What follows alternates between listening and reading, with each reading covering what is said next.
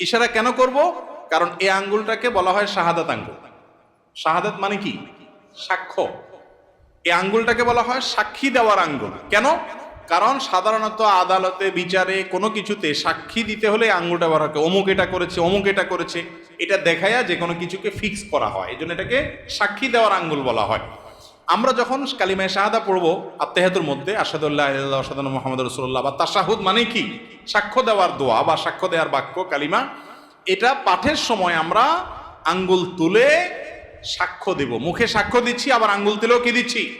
আমি সাক্ষ্য দিচ্ছি যে আল্লাহ ছাড়া কোনো সত্যিকারের কোনো মাবুদ নাই, মুহাম্মদ সাল্লাল্লাহু আলাইহি সাল্লাম আল্লাহর গোলাম এবং রাসূল। এই কথার কি দিচ্ছি?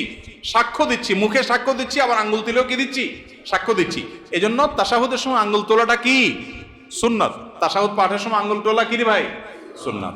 এই আঙ্গুল কিভাবে তুলবেন? এটার পদ্ধতি হলো, এই যে দুইটা আঙ্গুল, এই কনুই আঙ্গুল এবং তার পাশেরটা, এই